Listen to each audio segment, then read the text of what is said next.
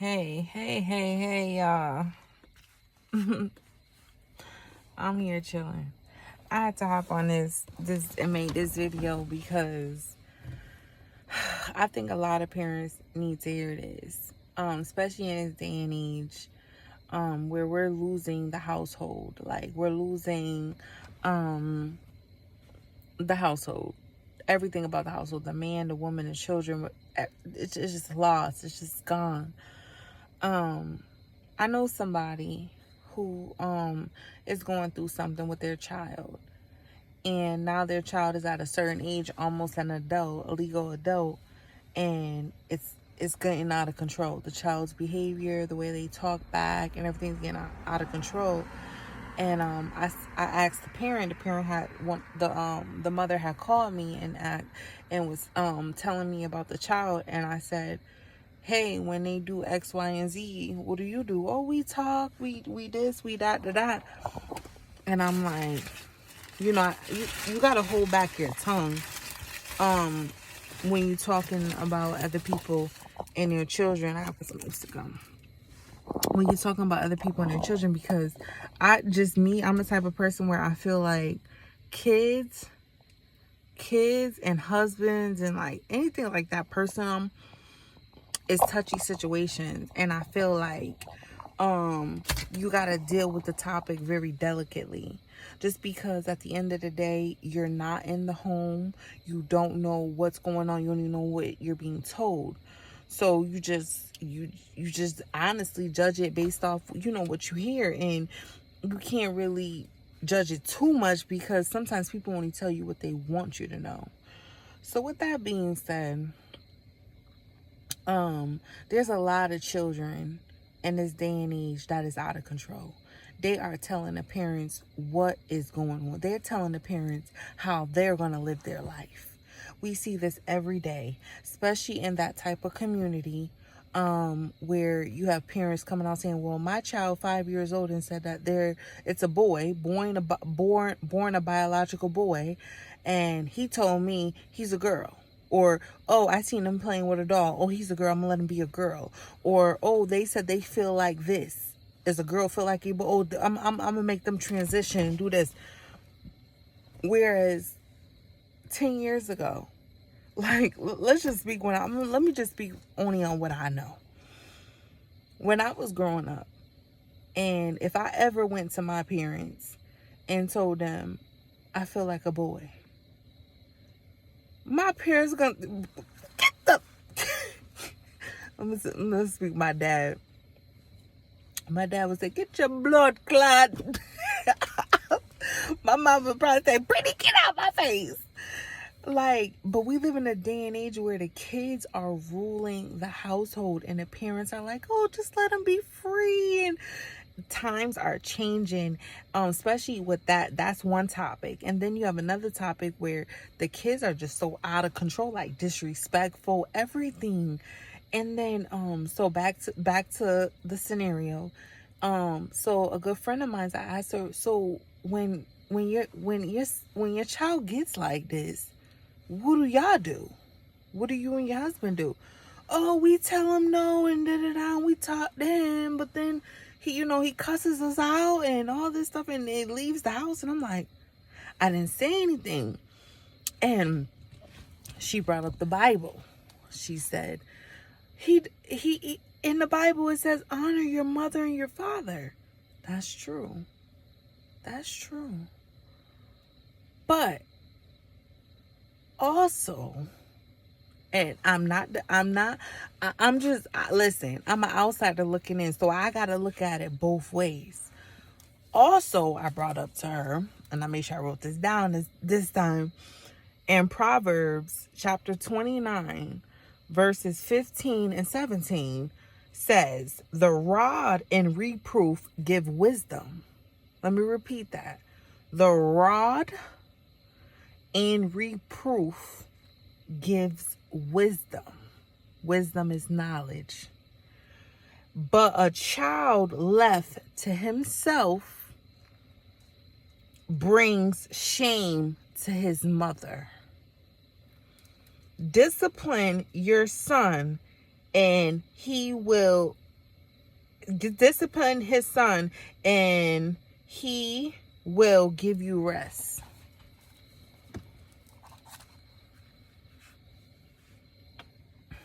How many people is disciplining their children? A lot of people I know nowadays be scared because they say, you go to jail, you can go to jail. They call DSS and da-da-da. As for my household, that ass will get tapped. Excuse me, Lord, for swearing. It's the truth. I cry sometimes. Sometimes when I discipline my kids, I cry sometimes because I feel bad. I have a conscience and I love my kids.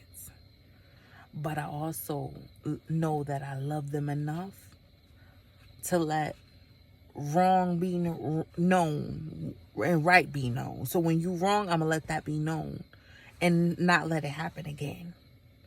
So that's when I go and show you that rod. But also what I've learned too with my discipline is whenever I discipline my children, I also know when to double back and say why I did it. Versus letting them go to bed with hatred for me in the heart. Also hugging them and telling them I love you. But that's unacceptable. I've learned that along the way. And also, when I read the Bible, I should have wrote this part down too.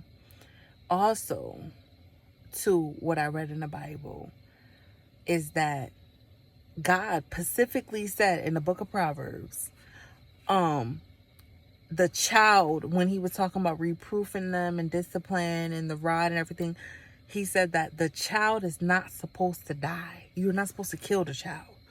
So when you hear about those cases, right, because we all hear about them on the news, where the mother or the father got so out of control, they killed the child, that's a sin. That's a no-no. You don't ever want to discipline your child, beat your child, however you want to phrase it, to the point where you kill them.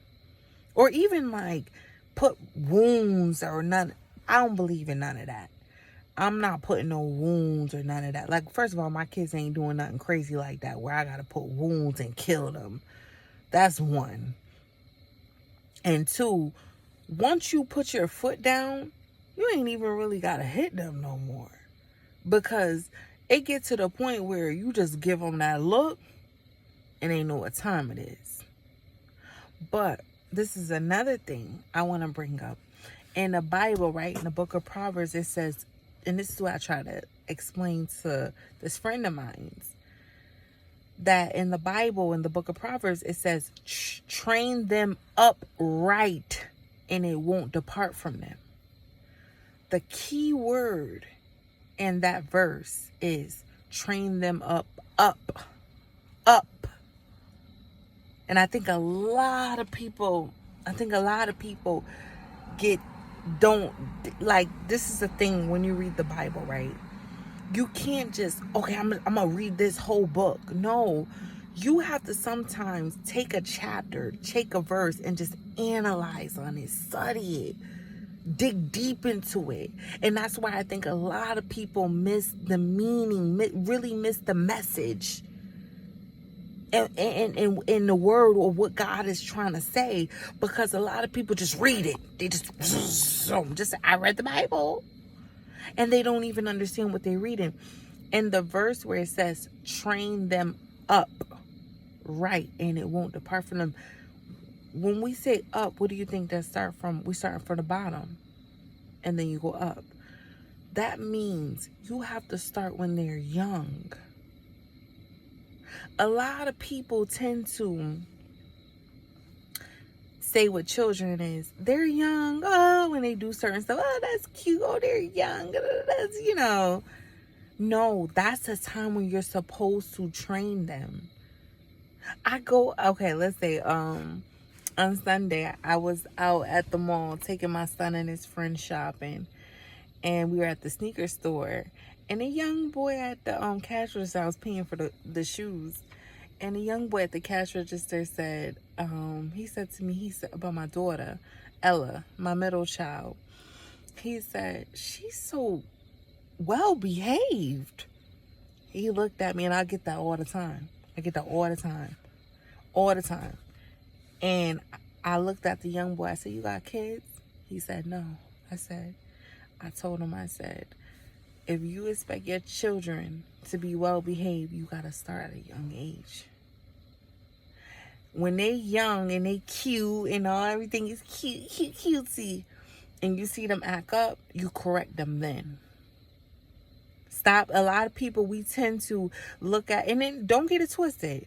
When they cute and small like that, and so innocent, we tend to bypass some of that behavior. And let me tell you something. Even these little children that small and that young, when you let them get away with it once, twice, they gonna think it's okay.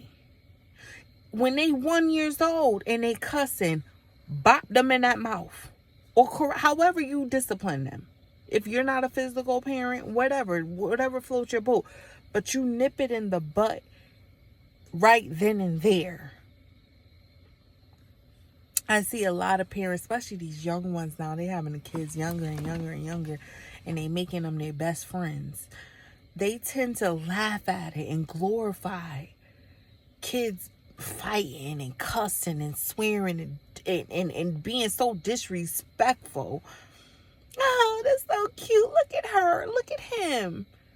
And then now you got a 17-year-old, 16-year-old cussing you out in your house, telling you what they gonna do and what they not gonna do.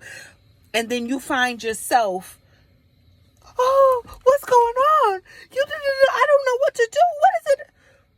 Because what you fail to realize is that somewhere in their upbringing, they had red flags that you weren't catching, that you weren't cutting off and nipping in the butt. But now that they got to a certain age and they got out of control, now you're trying to control something that's out of control. And the point of this video is to tell parents is that you have to nip it in the butt when they're young. I was in BJ's. When I shop at BJ's, I shop. I make sure I get everything I gotta get to last me a while, especially if I'm packing a barrel. So usually I do 2 carriages. So I have 1 carriage I'm pushing and 1 carriage my son pushing. And I had my daughter, my 1-year-old in one, and then Ella was in the next one that RJ was pushing. So I had them at the end of the aisle while I was going up the aisles doing what I had to do. One of the workers said, wow, she seen me all the way on the aisle, my kids down here. She came to me and said, wow, they so well behaved. They just sitting there waiting for you. They not crying, acting a fool, jumping out. I said, listen, because they know. I don't play that. And let's not sit here and let me not, because I don't want nobody thinking that my kids is perfect. Oh, no. They try. But I nip it in the butt. That's the thing is that, and that's the point of the message. That's the point of this video, is that parents, you have to look at, stop being blind to the red flags, because no child just decides, oh, I'm 17 years old, I'm going to act a fool. There was signs way before that. Maybe you weren't around. Maybe you were working. Maybe you were too busy. You just didn't see. You just did not see.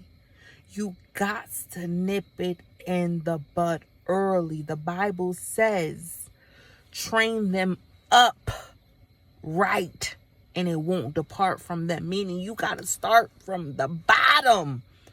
You got to start from when they're younger. How you going to try to come to an 18-year-old man now and try to tell him, oh, do this, do that, do that? No! Clean dishes, clean your room. No. That's something that should have been taught when they was 7 years old, 6 years old, 5 years old. My 3-year-old know, hey, pick up them toys. Even my 1-year-old. Because now when you have them closer to age, they tend to want to follow one another. I done went and bought them broom, a mop, a dust broom, and a little vacuum. When I say clean up, that mean clean up. Ain't no babies. Oh, they just babies. No. You clean up. You put some on the floor, you pick it up. I got my 1-year-old. She's 1 year old. Pick that up. Throw that in the trash. What you said? Say sorry. Now she getting through my 1-year-old getting to this phase. I noticed today, it really dawned on me today. She don't want to share. I went into the mall to go take back something at Macy's, and I stopped at the pretzel shop and got her some pretzels. I really got it for everybody, but she was the main one saying she was hungry. So I said, let me just go and grab this while I'm out doing all my errands. Grab some pretzels. And then when I went to go take one, she went and had a fit. Crying, acting a fool because she didn't want to share. So you don't want to share? Oh, give me that. I made her sit in that back seat and cry.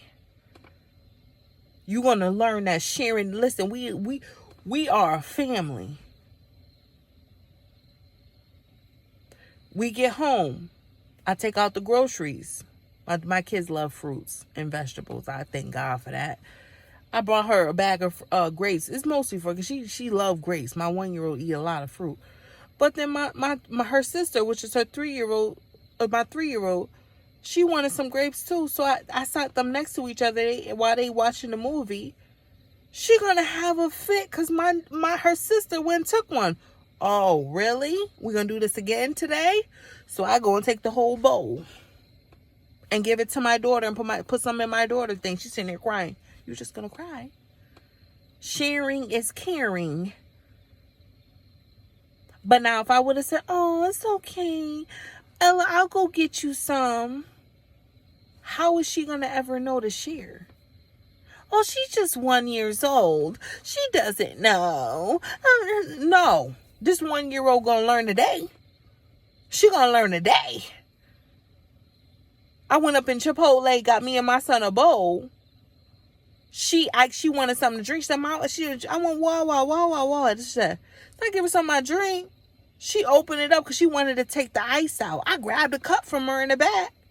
She's screaming, ice. She want ice. So me and my son here trying to, pour mines and his to get the ice. And I thought about it. I said, what? I said, what good would I be doing if I stop what I'm doing just because she's screaming to give her what she want? Let her scream. I went and put on my church music. All my life I have been faithful. She shut right on up. Ain't no ice today. We gotta start, parents gotta start putting their foot down and taking back their household and stop letting these kids come up in here and telling you how to run your house. That is the problem. And then when they get to a certain age and they get out of control, now you crying, you so stressed out because you worried about your child, but they showed so many red flags from when they was younger.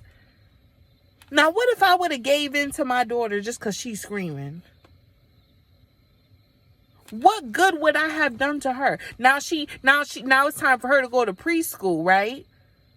And I'm wondering why I'm getting phone calls from the teacher because she in there fighting, can't share. She getting kicked out of preschool. Now I can't work, and I'm sitting here stressed out. But guess what?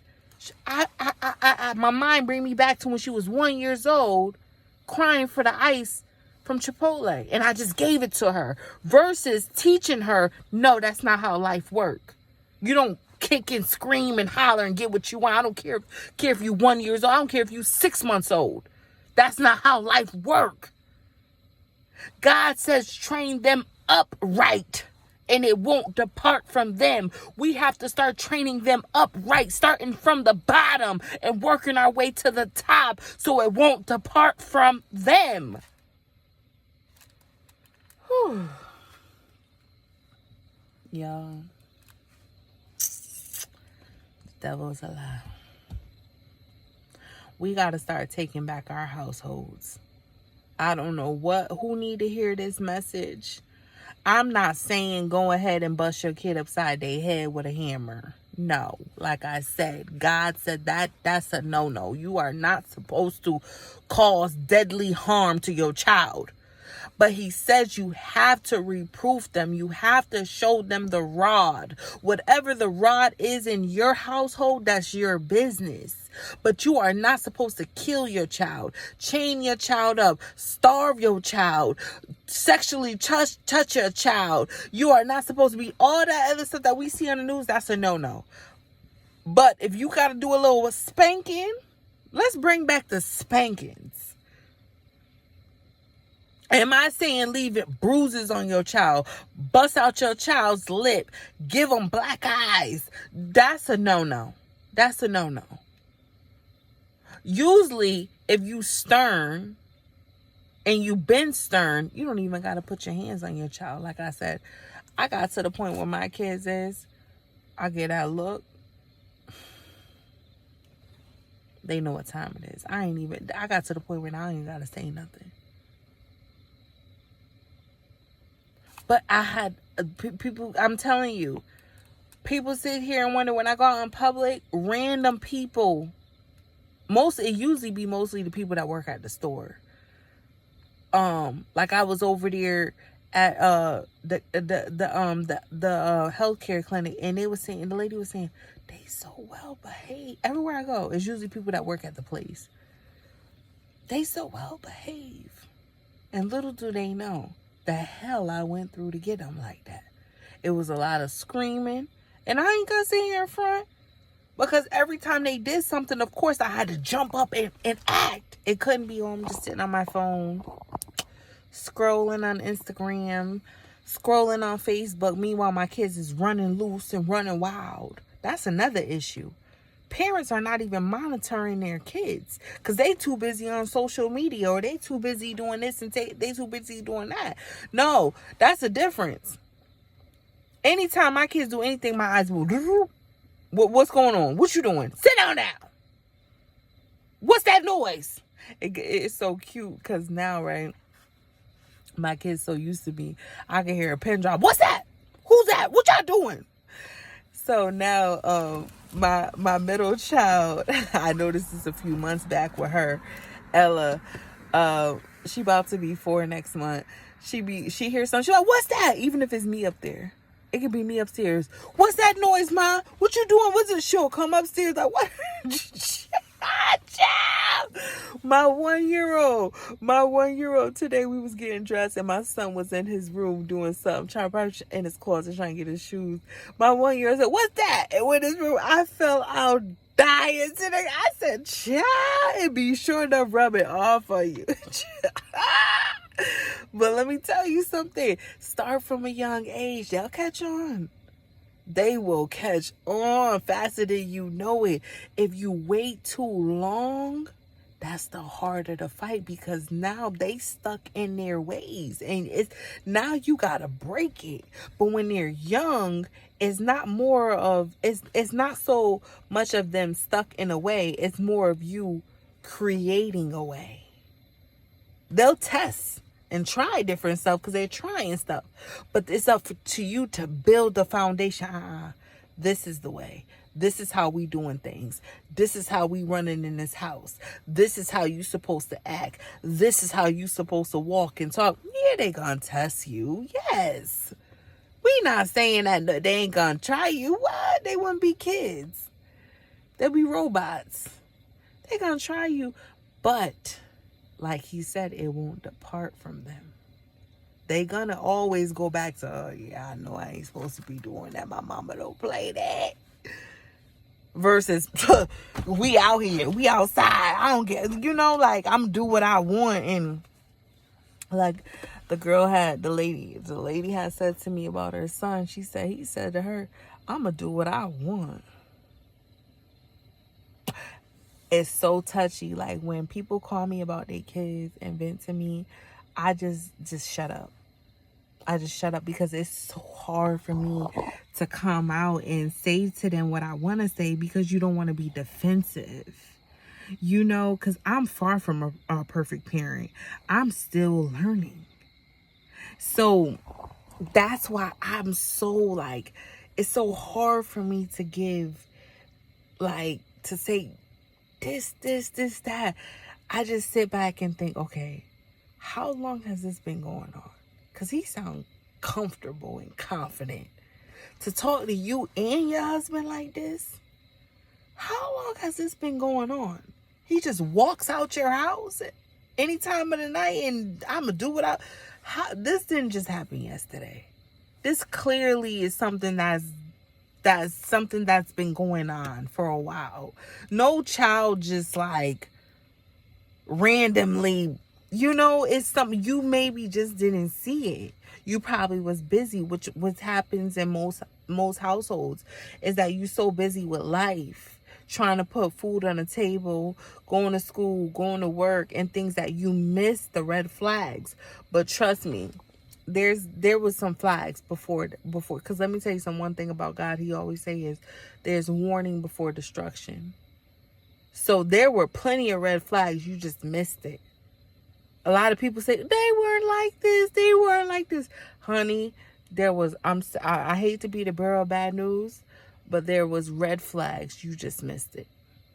You just missed it. So my advice, if you are watching this and your child has already got into that point of just out of control, the best thing you can do is you have to approach it and be calm. As bad as you want to strangle them and knock their head off their shoulders, you got to be calm. Let them talk. Let them vent. And then you come in calm but stern. And you have to be consistent with whatever it is that you're trying to lay down, whatever law, policy, whatever you're doing in your house that you want. Okay, this is how we doing things. That is not acceptable. You have to be consistent, because sometimes you find people where they'll be like, I ain't got time for this, whatever, and let them do what they want to do. And then now the next day, you can't do that. But you he done cussed you out yesterday. You walked away and was fine with it. You got to be, we need consistency. That's one thing I learned too, is consistency. Consistency is key. So that is my message to y'all. I hope some people, especially new parents coming into this, like I said, do whatever floats your boat in your household. If spankings is your thing, that's your thing. If timeout is your thing, that's your thing. But whatever it is your thing, get a hold of it, come into agreements with your husband, and make sure you're consistent, and make sure you start young. Stop thinking that a 1-year-old cussing, saying F you and shit in hell, and that's cute. Because when they're 5 and they're 6 and they're going to school doing that, and now you're at work and you have to come get your child from school, now it's stressing you out, and now you're figuring out, oh, what happened? Well, you thought it was cute at 1 year old. So now he went to school and thought it was cute at 5 years old to cuss his teacher out and say it to his teacher. So what the point of the message is you got to catch it when they're young and be consistent and let them know this is not how this is gonna, no, this is not how this is gonna play out. This is not what I expect of you, and it has to stop, and it has to stop now. The train stops right here. So it's consistency. You guys need consistency in your household. You need agreements amongst you and your husband. It can't be one thinks it's cute and the other thinks it's rude. No, that's when you do that, right? Make sure you and your husband and your spouse or whoever, you guys do that in privacy. Never ever let this child see you guys in disagreement, because then they're gonna be confused. You guys sit down. Hey, this is what's going on. I don't like it. You don't. Okay, cool. We agree we don't like it. Now you step to the child as one and let them know, oh, you can't go to him or go to her and think that, no. We all think it's not cool. My light just went off in my car. All right then, y'all. I love y'all. I think that's my sign that it is over. I just hit 30 minutes. So I love y'all. Remember, God is good. Read your Bible. Proverbs chapter 29, verse 15 and 17. Thank you and have a good night.